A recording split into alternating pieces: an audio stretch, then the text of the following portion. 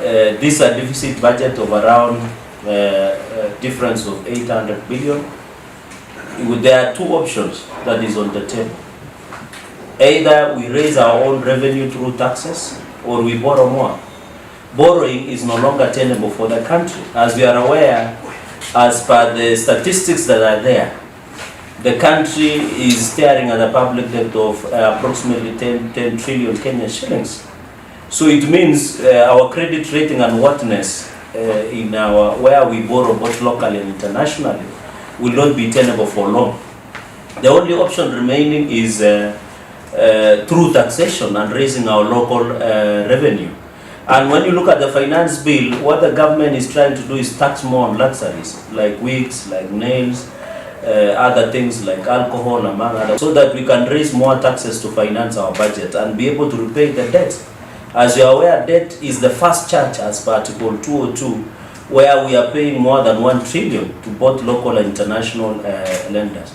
What is happening, and you know, we need also to see the issue of tax exemptions and tax relief. You are aware in the last regime there were close to 1 trillion that were going to tax exemptions and reliefs. These are issues that we must raise, and therefore when we look at the Finance Bill 2023, the Parliament will and shall pass without even amending a comma, because there is only one option on the table. We must raise revenue locally to finance our own. And they say you cut your cloth, your size according to the cloth that you have. So this finance bill is good for Kenyans. I've had the issue of house levy fund of 3%.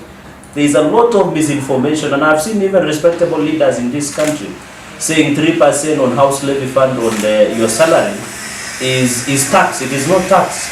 It is the money that you use in mortgage and savings, because we need to encourage the culture of saving as a country to be able to finance. We don't need to be borrowing money from either local banks or international banks to finance. We can borrow from the savings that we have. So at some point, when the 3% levy fund will no longer be used, it is your savings, it's not the tax. So there is a misinformation by even leaders who are respectable in this country that they knew taxation. There are new no taxes that the government is introducing. What is happening is the improvement in terms of tax through KRA. And we hope the KRA will do their job. The government and President William Ruto have undertaken that the more they get the tax and revenue to do the budget and other things, it shall be done to ensure that every Kenyan has the service delivery. And as a Senate, we are very excited because under Article 96, we are the protectors of devolution. You remember in the last financial year, which is coming to an end, in financial year 2022-2023, counties received 370 billion. In this financial year, the first budget of Dr. William Ruto, the counties is receiving 395.3 billion. That is an additional 15 billion that is going to counties.